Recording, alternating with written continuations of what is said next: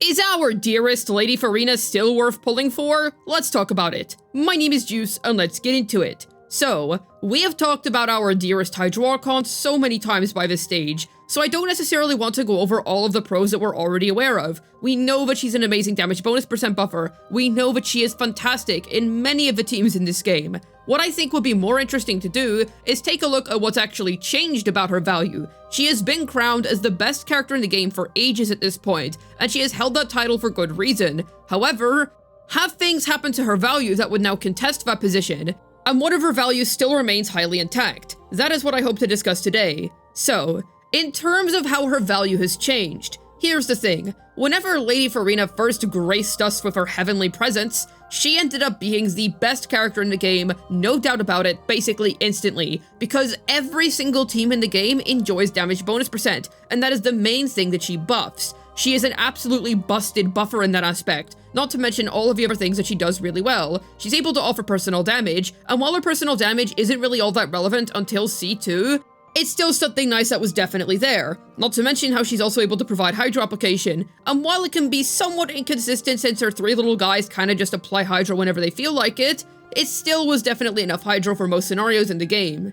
Plus, her HP loss mechanics allowed her to make any character in the game be able to use 4-piece hunters, which was a very big deal since it meant that you could basically farm one domain and get insane resin value out of it. So all things considered, this character had a lot going for her, and there were so many good meta teams that she was used in. In fact, she was used in basically every top meta team, and every single constellation of hers was really good. I think it would genuinely be fair to say that for a solid while, Furina was just one of those core pulls that you really wanted on your account. She was so freaking good, and to be honest, she still is, and I will get onto that. But my goodness, she was best in slot for like everyone. And I will say, that is one of the areas in which her value has changed. She is no longer best in slot for literally every single good character. Moika, for example, much prefers to play with Sitlolly so that she can play in melt teams. That is easily the best DPS in the game's current best setup, so you can't say that Furina is currently the absolute best de facto choice at the minute.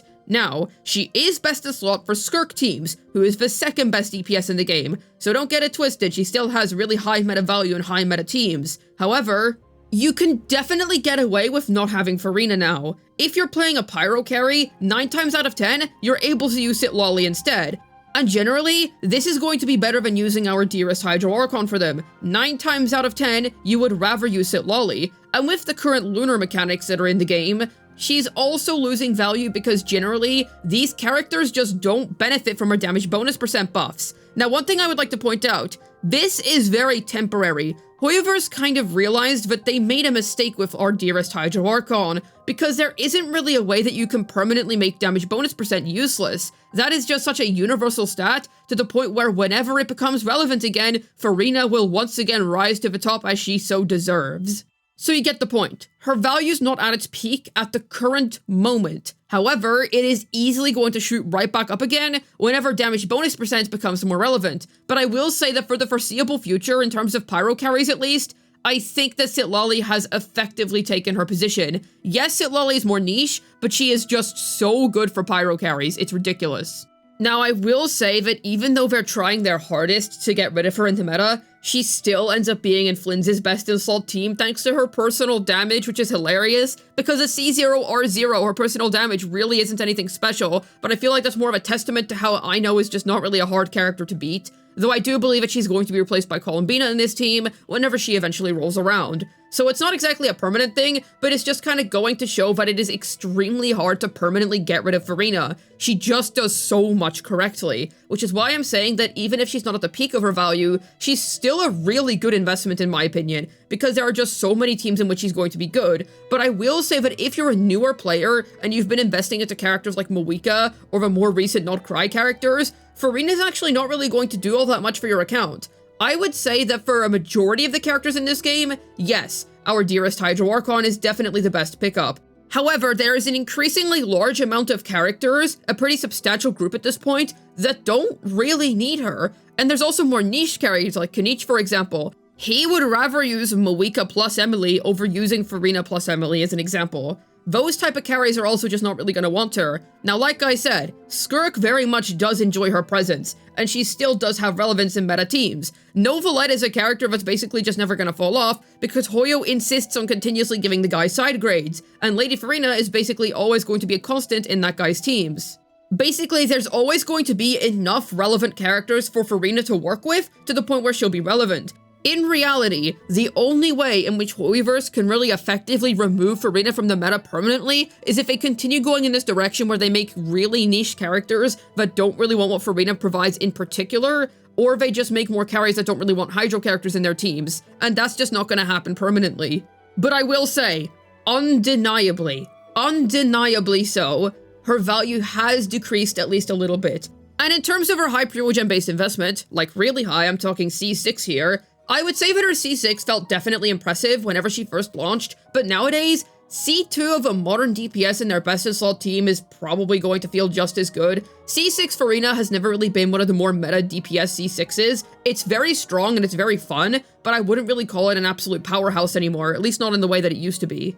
Now, I still enjoy playing our dear lady as a DPS, but I am saying that generally from a C6 value point of view, you might want to go for a different C6 at this point. Her value is decreasing in that aspect, but I do still stand by this. Her C6 can still easily carry you in so many different scenarios because it's so convenient to just have this ridiculous source of damage that can self-heal and slot into any team as either a support or just be played as her own DPS. She is still extremely versatile as a C6, and for that reason, I still think that you get insane bang for your C6 Primogem if you're somebody that's looking to invest into a C6.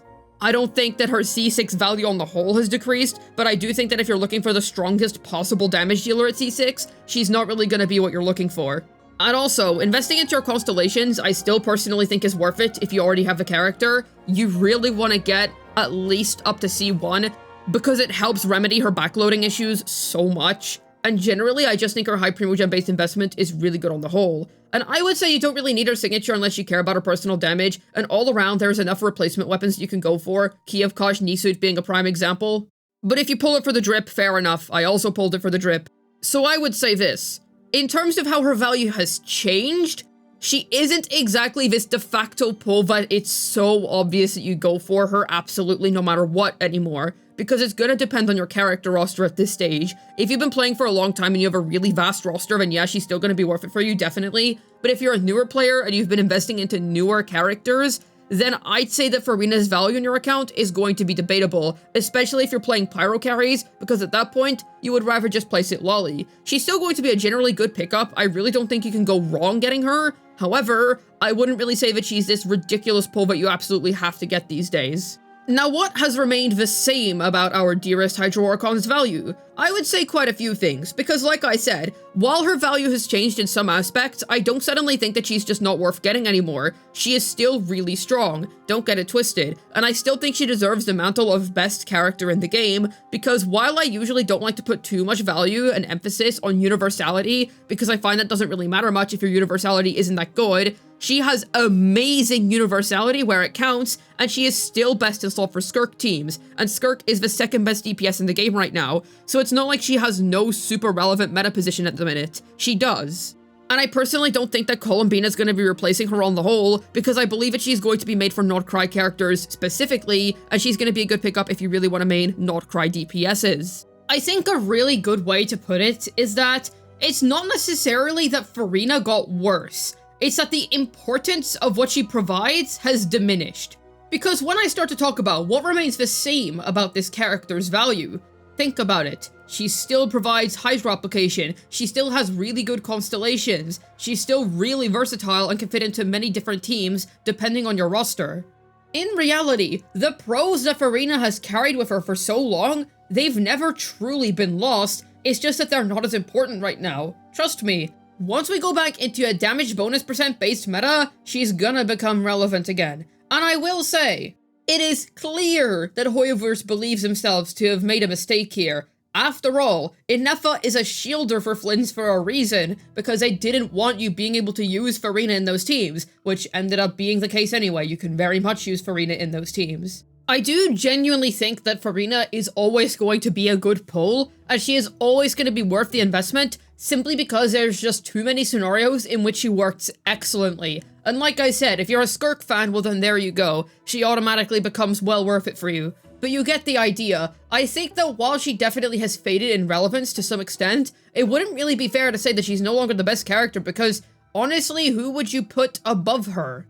Columbina is definitely going to feel ridiculously strong during the Nod Krai patch cycle, but trust me, once we go back into a meta that favors what Furina offers, all of a sudden, she is going to become absolutely broken again. Now, I would say the one other way that Hoiverse could basically solidify her decreasing in value permanently is if they make sure that Snezhnaya is a melt-based region, and they don't really give any chance for her to flourish, in which case, okay, that's another way in which they could do it. Or they just stop releasing healers and they basically only make shielders from here on out. That is another thing that they could do. But generally, I feel like the ways that they would have to get rid of Furina will be pushing to such extremes each time, to the point where I just don't think that Hoiverse is going to be able to ever fully commit to it. So because of that, I think that she is basically always going to remain as a meta character to some extent, and even in this time period where she's not really at her highest in terms of value, she still offers so much, and she is still good for such a multitude of accounts. But I will say that yes, she is actually fairly skippable now if you're somebody that has an account that is really tailored towards more specific characters that don't really want what she offers. However, you can very much still find usage for her, and she's still going to be a very strong character in general. So when asking, is a C0 R0 Furina worth pulling for in this day and age, I would say take a look at your account. If she isn't useful for you in this specific moment, just give it time, wait until Snezhnaya, or get her C0 R0 now so that you can invest into constellations whenever she becomes more relevant again.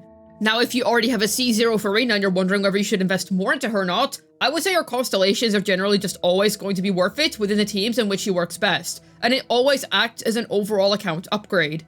Not to mention that getting her C2 helps make her personal damage a lot better, which thusly makes her feel better in these teams where her damage bonus percent buffs aren't really as relevant. So yes, I would say that her constellations are still worth investing into. They might not be as insane as before, but to be honest, they are still ridiculous and they still really help out the individual character a lot. And for C6 Furina mains, we do have Freeze Furina as an option now, especially with a Scoffy A in the mix, so she is still fun, she still gets new teams pretty often, and I still think she is ridiculously versatile. Like, she is still very useful for me even now, and I still main DPS her, but it is funny how I can basically slide her in anywhere, because she herself can just act as the healer. It's awesome. So I still think that her C6 is definitely one of the most fun, but from a pure meta standpoint, I wouldn't say that it's one of the strongest anymore. Still a very versatile one, if that's something that you care about. I do personally think that you get a lot of value out of it. Hopefully this video was able to tell you whether Lady Furina is worth your pull or not. This has been Juice, signing out, and let's be real, she's always going to be worth our pull, because she is none other than the great Hydro Archon.